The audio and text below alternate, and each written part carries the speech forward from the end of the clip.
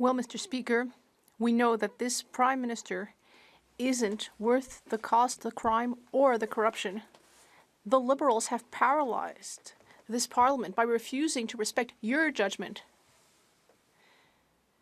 to produce the documents and give them to the RCMP. This is a $400 million scandal. Liberal-appointed executives gave money to their own businesses. 186 conflicts of interest, according to the Auditor General. Will the Liberals respect your judgment and give the evidence to the RCMP so we can get back to work? The Honourable Government House Leader. Mr. Speaker, what the Leader of the Opposition is saying is not true. This matter has been referred to the committee for further study. Will the Conservatives decide to follow that example? The NDP Liberals are not worth the cost, the crime, or the corruption. The Prime Minister has ground the work of Parliament to a halt by refusing to respect your ruling. The government must hand over evidence to the police concerning the $400 million spending scandal that saw Liberal appointees give millions of dollars to their own companies. Wow. The Auditor General says there's 186 conflicts of interest in this scandal.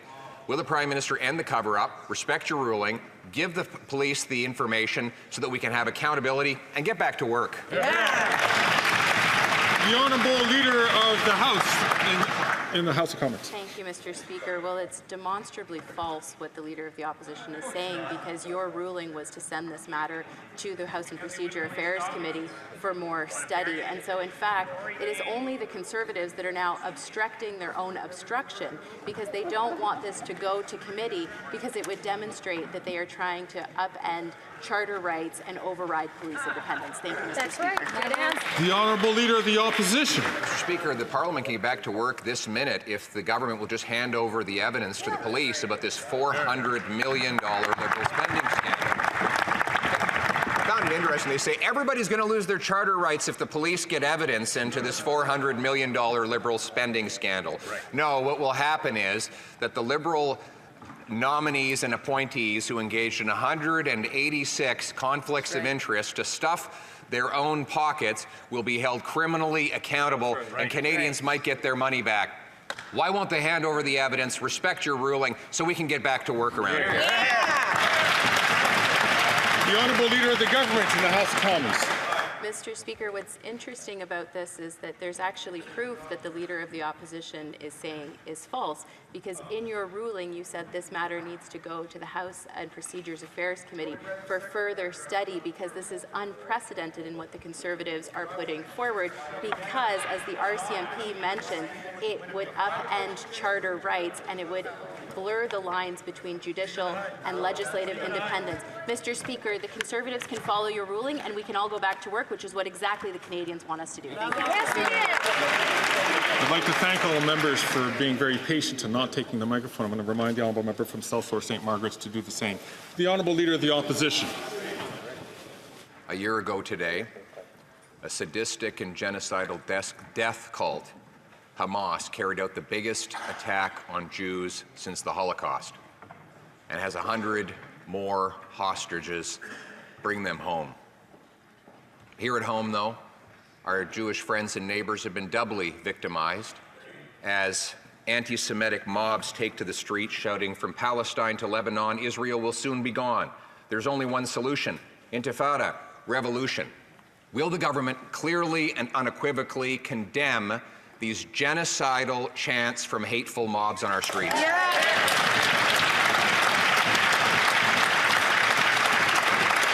The Honourable Minister for Foreign Affairs. Mr. Speaker, Judy Weinstein, Vivian Silver, Ben Mizrachi, Netta Epstein, Shir Georgi, Alexandre Luc, Idal Vital Kaploun, Tiferet Lapido, may their memories be a blessing.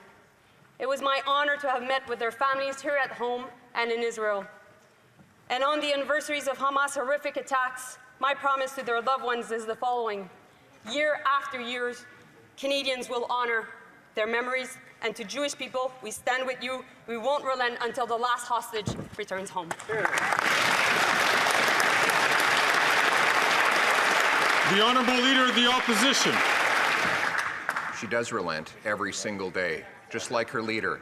I asked a very simple question. Mobs have taken to the streets in front of Jewish homes, hospitals, and businesses to shout anti-Semitic hate slogans. I quoted a number of them and invited the minister to rise to her feet and specifically condemn them, to stand with Jews against the anti-Semitism that has been allowed to proliferate on our streets. So once again, will she condemn these anti-Semitic chants? Yeah. This. Thank you, Mr. Speaker. Our colleague is entirely right. That's why we have been building thousands and tens of thousands of homes for Indigenous Canadians and other Canadians in the last 9 years. Now, if we had built on the record of the Conservative leader with 6 affordable apartments in his entire mandate, we would be a long way from what is needed for Indigenous Canadians in 2024. In addition to that, as I said in French, the Conservative leader doesn't want to support seniors and Indigenous Canadians when they live in low-rent housing because he believes it encourages a sort of Soviet-style housing conditions. L'honorable chef de l'opposition. I gave the Foreign Affairs Minister 2 opportunities to condemn the increasingly common and terrifying anti-Semitic chants we hear in the streets. Israel will soon be gone. There is only one solution, intifada, revolution.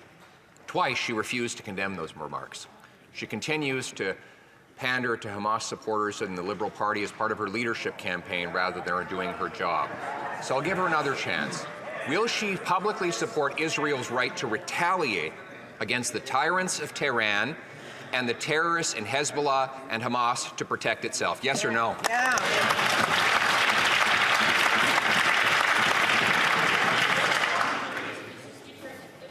If we don't do politics about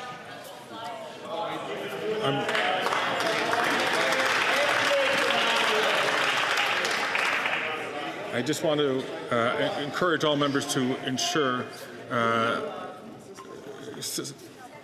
consistent with rulings in the past, and I will come back to this near the end of question period, but just to caution all members to please be judicious in their words. The Honourable Minister for Foreign Affairs.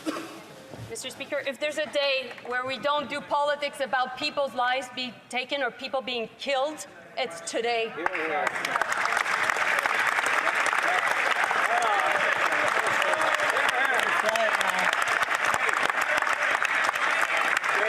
are all against any form of anti-Semitism, I hope, in this House, any form of discrimination. And I really hope that my colleague in front will apologize. Right on. Right on.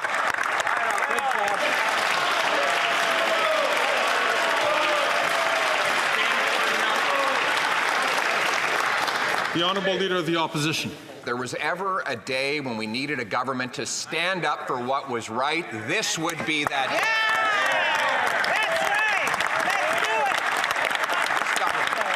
This government has sought to divide Canadians by saying one thing to one group and precisely the opposite to another group.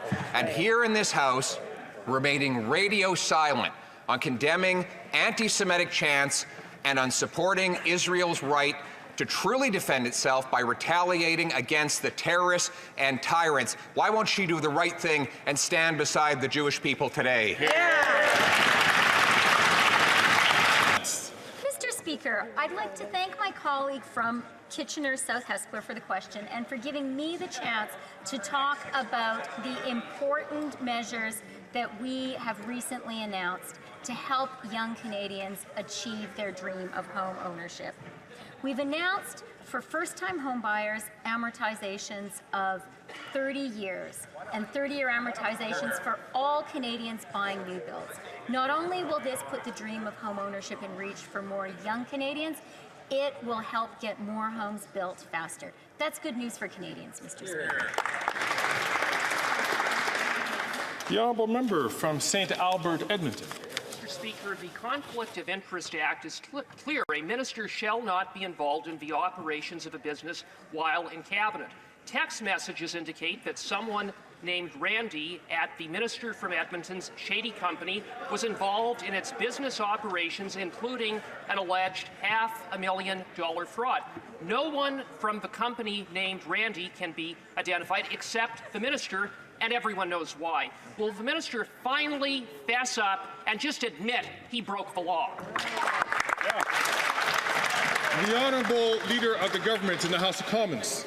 Thank you, Mr. Speaker. We agree that as witnesses go to committee, they need to share information that is asked for them by the committee. Thank you, Mr. Speaker.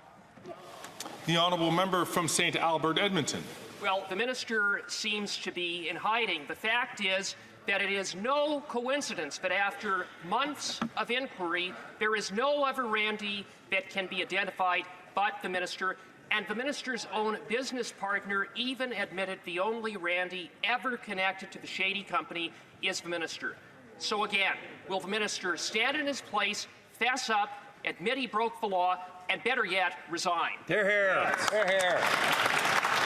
The Honourable Leader of the Government in the House of Commons. Thank you, Mr. Speaker. As I have said, if a witness is called before committee, they are expected to provide the information asked of them. Thank you, Mr. Speaker. The Honourable Member from Sturgeon River, Parkland. Mr. Speaker, who's Randy? It's a question that has gripped the nation, and we have yet to receive a truthful answer. Text messages reveal that the Minister of Employment's fraud-ridden business partner was working with Randy to shake down a medical supply company. The texts show that Randy was in Vancouver the same day as the Minister of Employment was there attending a cabinet retreat.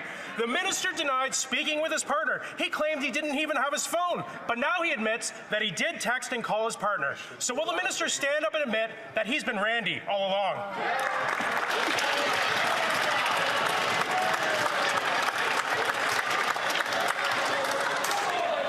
Colleagues, the Honourable Leader of the Government in the House of Commons. Thank you, Mr. Speaker. As we have stated all along, that if a witness is called to committee and asked to provide information, they need to provide that information to committee. Thank you. That's right. The Honourable Member from Sturgeon River. Well, Mr. Speaker, the Minister of Employment denied being Randy. He claimed he had no business dealings with his fraud-ridden business partner. He said he never even spoke to him in Vancouver while he was at the cabinet retreat. He said it was impossible. But after handing over his phone to the Ethics Commissioner, he finally admitted that he did text and call his business partner while at the cabinet retreat in Vancouver.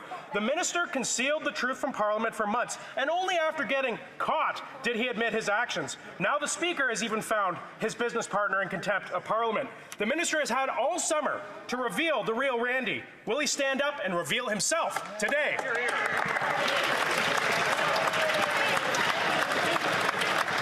The Honourable Leader of the Government in the House of Commons. Thank you, Mr. Speaker. As I have said and reiterate, that as a witness is called to committee and if they are asked to provide information to that committee, we expect they provide that information. Thank you, Mr. That's right. Speaker.